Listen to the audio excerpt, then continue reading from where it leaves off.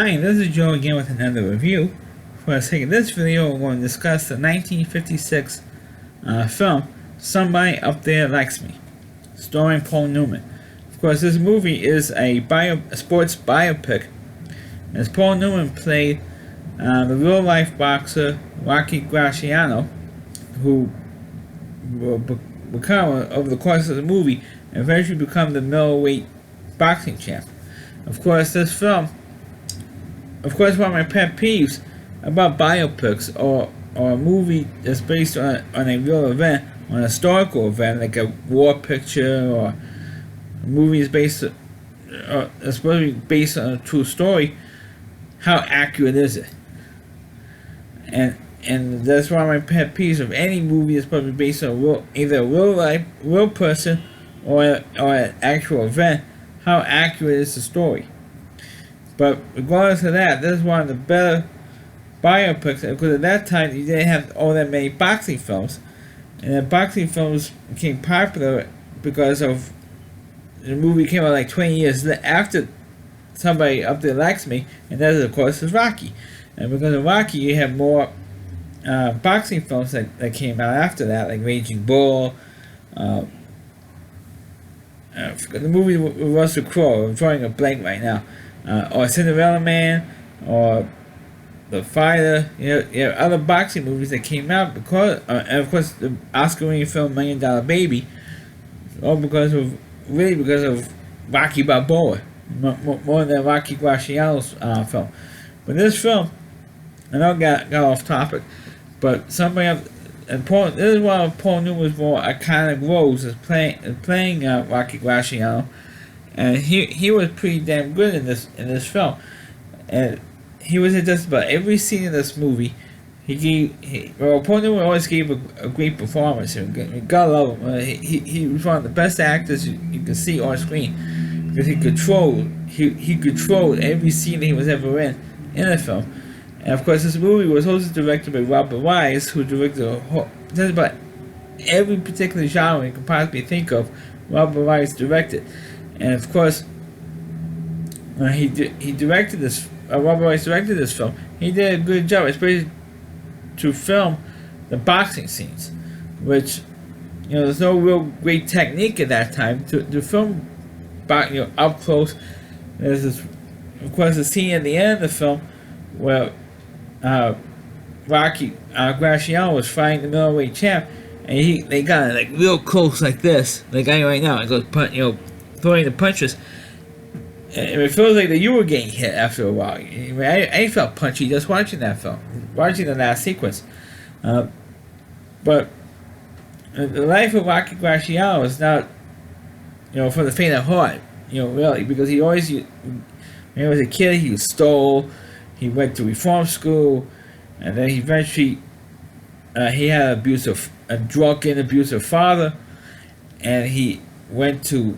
Not only went to reform school, but he also went to Rikers Island for a while in New York, because he was from New York, Rocky Graziano, and he also went to, get drafted into the army. And he went AWOL, and while he was when he was absent without leave, for those who don't know the term, and he took up boxing under the name Rocky Graziano. So the army won't find him. Eventually, the army did find him, and he went to jail for a year for being absent without leave. And so he was getting bitter and bitter. And times throughout the movie, when he was in the army, he was in Fort Leavenworth, they asked him, "Oh, why did you join the boxing? We have a boxing team." And he was already fighting. He was only like 6-0 at that time before he got arrested. So it was 6-0. By the time the army picked him up and had arrested him for being AWOL, and he said, "Oh, I'm tired of fighting," and getting bored with it. And then, of course, as soon as he gets out, what does he do? He goes back to boxing. So it's kind of like a hypocritical thing going on with Rocky Graziano. On one hand, he says, "Oh, I took up boxing just more like a hobby more than anything else, to earn a couple of bucks," and then on the other hand, he says he gets tired of fighting. So it's kind of like a real big contradiction there. And then when he went back to boxing, he was getting more and more successful. He was getting trained better. and he went a big, huge winning streak, was knocking out guys and stuff, and then eventually he had a shot at the middleweight championship, and he got beat like a drum, and he lost to the middleweight champ, and then he was going to have a rematch with the guy, and then all this stuff came out about that Rocky had a match in between the two matches that he had with the middleweight champ, that one of his friends, one of his criminal friends, says, "Oh, I want you to throw the fight." He actually told him to throw the fight. So and at the last minute, Paul Newman or Rocky, I should say, pulls out of the fight, and he said because he didn't want to lose. But he said if you lose, you make me a boatload of money because I bet on the other guy in your fight, and the guy he had the fight with had no shot of being him. But he says, "Oh, if we throw this fight, everybody's going on. They throw this fight, and I don't want to throw the fight." And so he faked a back injury, so he wouldn't go through with the fight. And of course, the word got out that he faked it because he was told that he was that he wanted to take a bribe, and he wanted to take the bribe. So he had to go to the boxing commission in New York State, the New York State Boxing Commission, and says, "Hey, we were told that somebody offered you a bribe and you faked an injury." And so and Rocky said, "Well, the reason I want to fake the injuries because I don't want to lose the fight. Because somebody bet heavily on my opponent, and they wanted me to lose so that they could make money. And so I didn't want to do that, so that's why I faked the injury." So when I wanted to temporarily suspend him for a little bit, because he faked the injury, and they said, "Oh, well, tell us the person who wanted you to lose."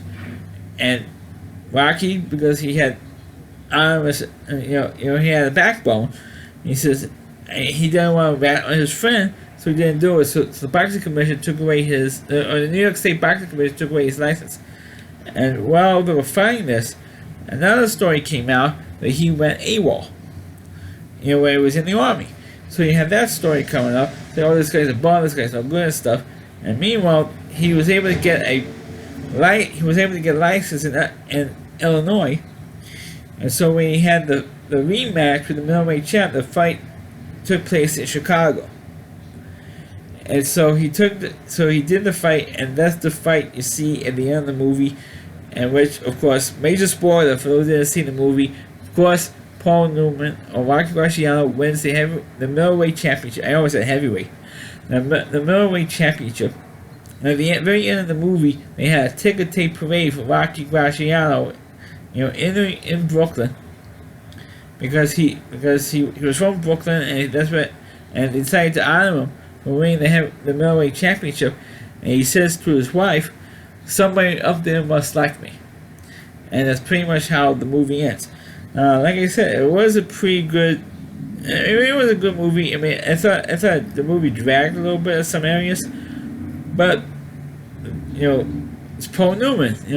One of his most famous roles, and I was surprised that I kind of liked this movie. It wasn't my favorite boxing film because, of course, Rocky is my favorite boxing movie, but this one is. I mean, this one's up there too in terms of a boxing film. And it is based on a real life story. But like I said at the top of the review, how accurate is the movie? I mean, that's my pet peeve, is how accurate is it? And that's the problem with all biopics. No matter who's the subject of this movie, how accurate is it? But that's my review of the movie. Somebody up there likes me. Please click on the video. Please rate it. Please subscribe to my channel. Please forward this video on your Facebook pages. You can check out all my reviews and on my YouTube channel at rowdyc.com. That's OWDY. And that's c.com. That's the homepage and Rowdy Reviewer. Chris Lee Moore. Please check out all of his videos on his website. Thanks for watching.